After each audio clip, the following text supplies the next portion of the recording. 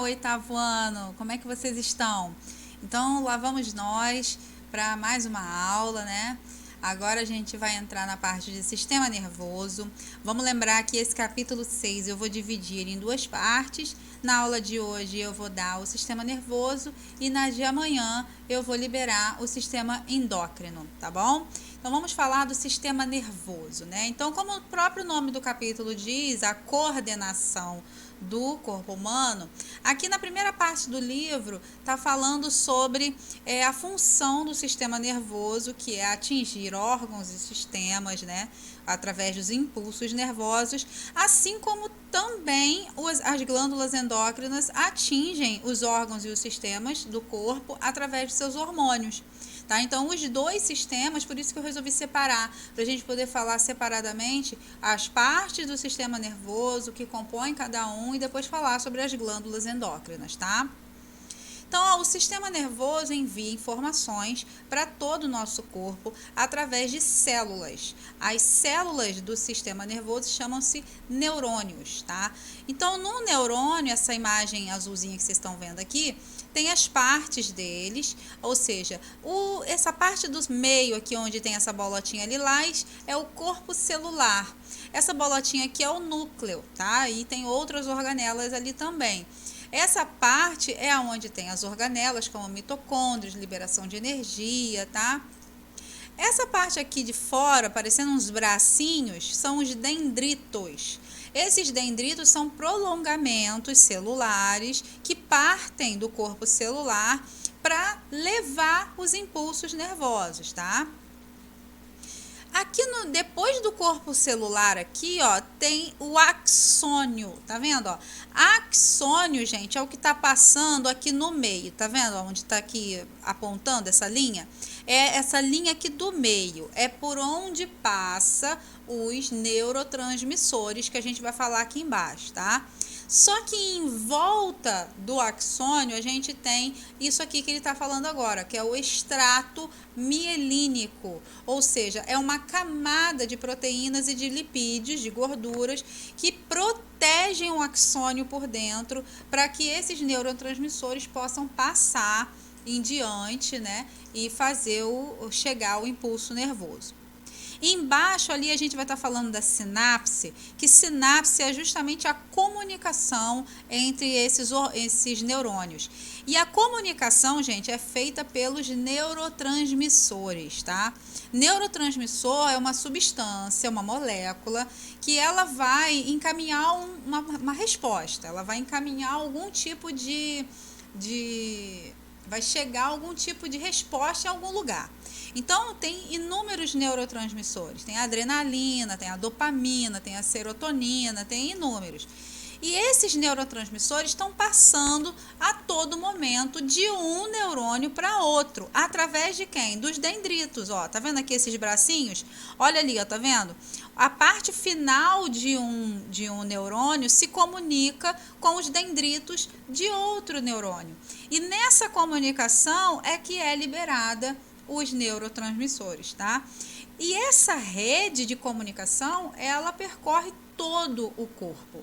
Então, se você consegue colocar a mão numa chapa quente e sentir que está quente, é porque essa mensagem foi enviada até o seu cérebro, tá? E a gente vai conhecer como que ocorre cada uma dessas respostas.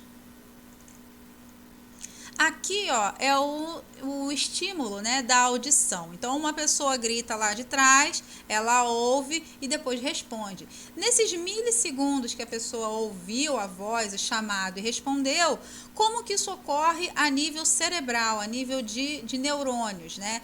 Então, ó, o ouvido, ele captou a onda sonora, depois essa onda sonora foi encaminhada através dos neurônios até o encéfalo, para gerar uma resposta da linguagem, ou seja, de interpretação daquele chamado, e a fibra muscular do corpo da menina é encaminhada a se virar, porque o seu encéfalo ele vai perceber essa informação, ele vai conseguir interpretar e a menina vai se virar para responder. Só que isso é em milissegundos, porque a gente torna o nosso sistema nervoso, ele consegue fazer isso quase que automático, né? Porque essas respostas elas são quase que reflexo.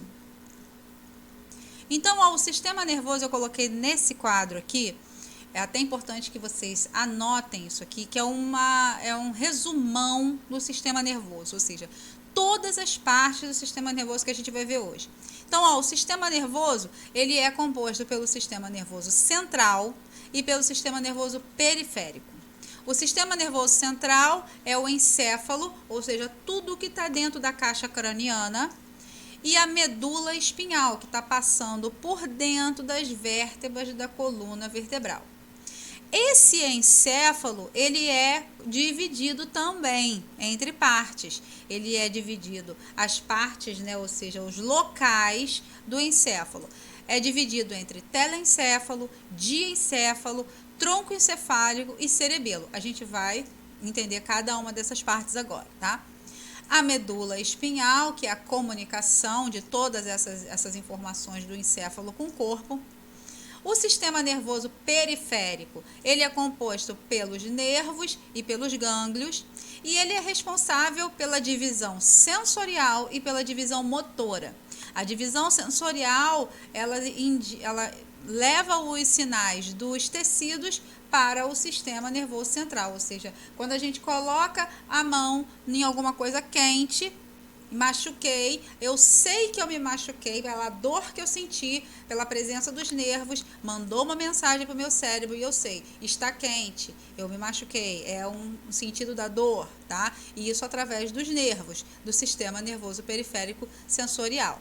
Agora, a divisão motora já vai conduzir os sinais do sistema nervoso para os tecidos periféricos. E aí ela tem duas subdivisões. O sistema nervoso somático, o que é o somático? É aquilo que o seu corpo controla, todos os movimentos voluntários do seu corpo. Então, se eu quero levantar, se eu quero andar, correr, né? Se eu quero mexer a cabeça para lá e para cá, isso quem comanda sou eu. Então, a musculatura esquelética, ou seja, os movimentos voluntários, aqueles que eu controlo. Agora, o sistema nervoso autônomo, como o próprio nome diz, não.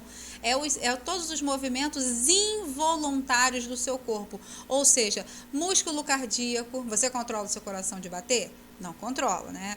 Músculos lisos, ou seja, todas as glândulas e órgãos internos, ou seja, o seu estômago fazia a digestão junto com seus intestinos, a liberação de secreções pelas glândulas, toda a parte, toda a dinâmica dos seus rins fazendo a filtração, tudo, a respiração, isso tudo é a musculatura lisa que está dentro do seu corpo, e isso não tem controle voluntário, é involuntário.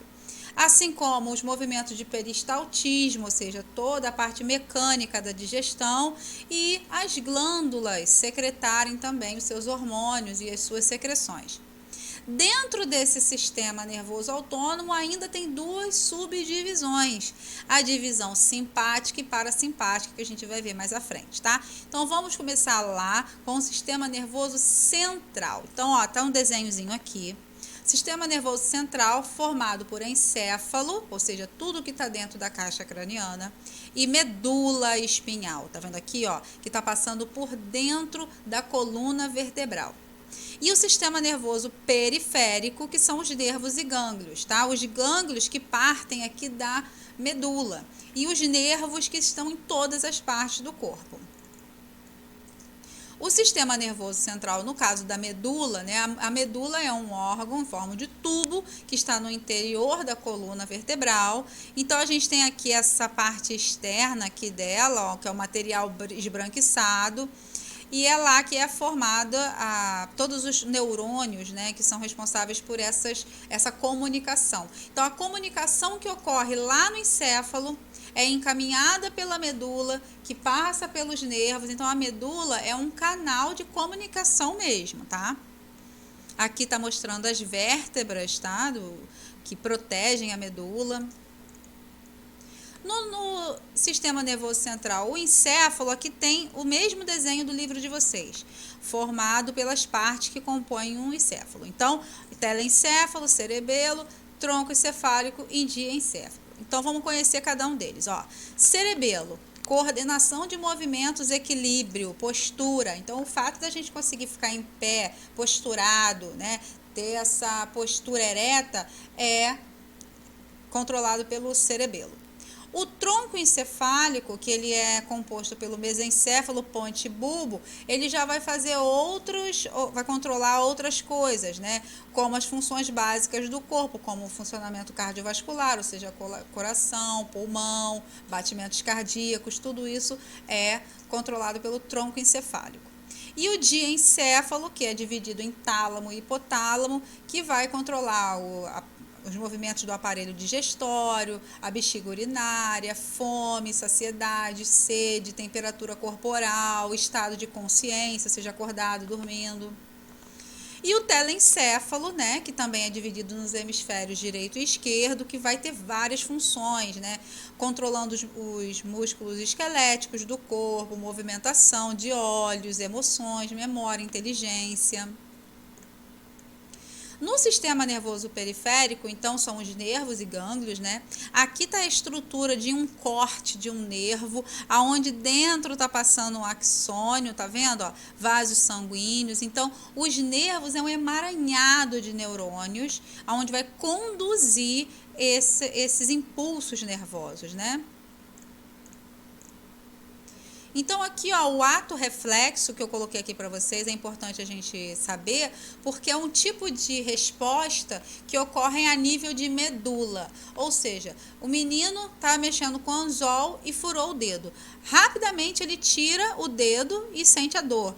Essa informação de que machucou o dedo para poder tirar rapidamente não chega nem aí para o encéfalo. Vai a nível de medula e volta com aquele movimento rápido de tirar o dedo. Assim como você encostar uma coisa numa coisa que dá choque, ou uma superfície muito quente, fogo, enfim, tá? E essa parte aqui é aquela subdivisão do sistema nervoso autônomo em simpático e parasimpático. É muito importante a gente falar, porque o sistema nervoso simpático e parasimpático, eles agem como se fosse um contrário do outro. Então pensa, um age como a luta ou fuga do seu organismo. Então pensa que você acabou de chegar um cachorro, né, que você nunca viu e começa a latir loucamente para você, um cachorro muito bravo.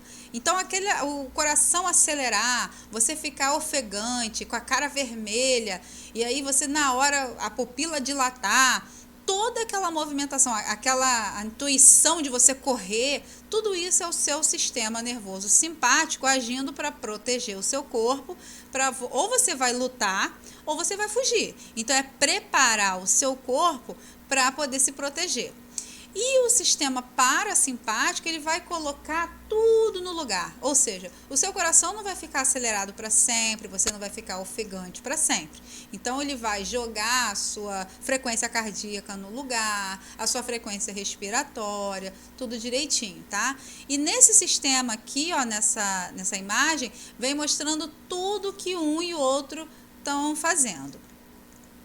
Essa imagem aqui é a imagem clássica, né? Então, o menino estava andando, passeando com o seu cachorro e olha o que acontece. O sistema nervoso simpático começa a agir, ó. A circulação do sangue acelera, o cérebro fica alerta, o sangue vai para a pele, né, e para os órgãos internos, os músculos, as pupilas se dilatam para que a visão fique mais eficiente, os batimentos do coração se aceleram, a pressão sanguínea aumenta, os pulmões recebem mais gás oxigênio, ou seja, aquela frequência respiratória mais ofegante.